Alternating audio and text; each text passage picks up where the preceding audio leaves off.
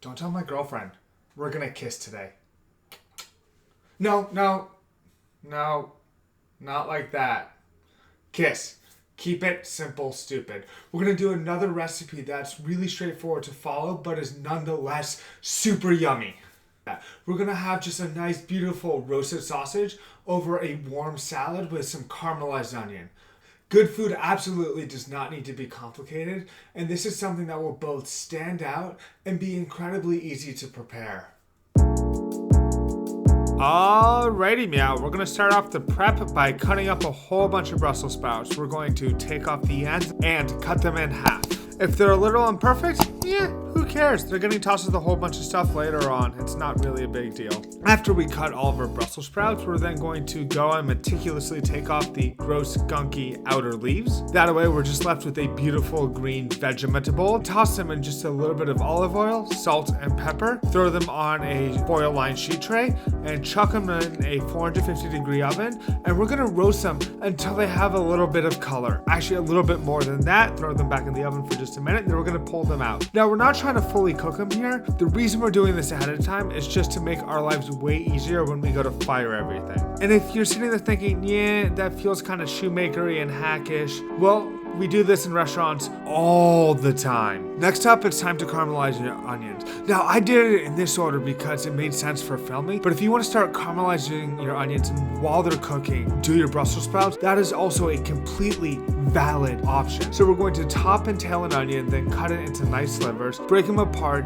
and put them in a low pan with no oil in it. Mix in a heavy pinch of salt, give it a stir, and let it start to sweat off. We're gonna pop that lid off every now and then, about every 10 minutes or so. Give it a good stir until color really develops. Once we're really starting to see that golden brown color that we so desire, and we have a good bit of that fond cooking down onto the bottom of the pan, we're gonna take about a tablespoon of water and a tablespoon of vinegar and deglaze it with that. By deglazing with a flavorful liquid instead of just plain water, we're adding yet another subtle flavor to it. Then, with about half to 3/4 of the onions, we're going to take them, chuck them in a blender, add enough water until it blends smooth, let it rip, load it into a piping bag, and then squeeze that into a tiny squeeze bottle for later on. For our salad dressing, we're gonna grate in a clove of garlic, add a whopping couple tablespoons of Dijon mustard, just a little bit of honey, and a similar amount of balsamic vinegar. Now with the honey, we're trying to add a little bit of sweetness, but we're really not trying to aim for a honey mustard flavor in this, just trying to counterbalance some of the other tart flavors that are already in this dressing. We're going to slowly stream in oil, whisk it as we go, and then voila,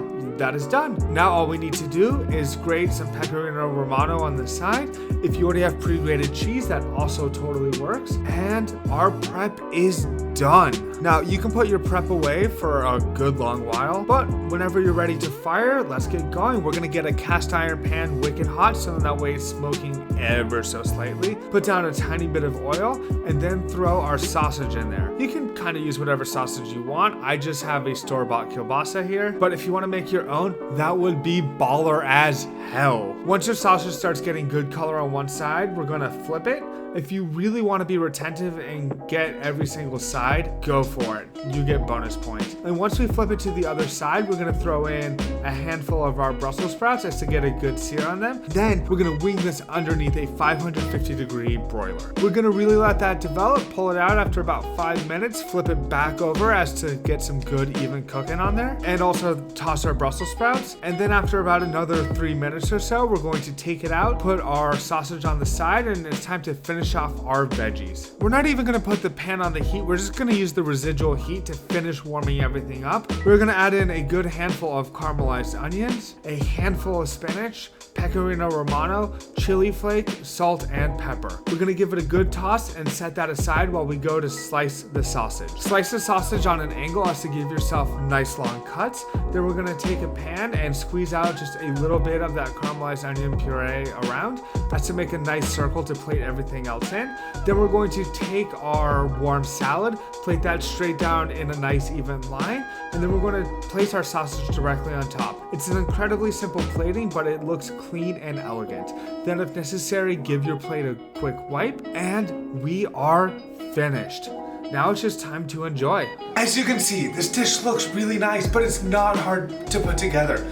Good food does not have to be complicated. And if you're sitting there thinking like, hey, I do something different, go for it. A thought I had was maybe throwing in some pickled apples. You know, I didn't this time, but that's the beauty of food. You can always play with it, experiment with your ideas, try something new and different. All right, so like, let's dig into this thing. All right, a little bit of apple, Brussels sprouts and spinach.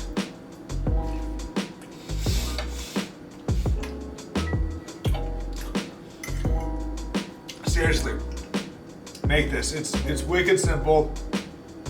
This sausage isn't anything special.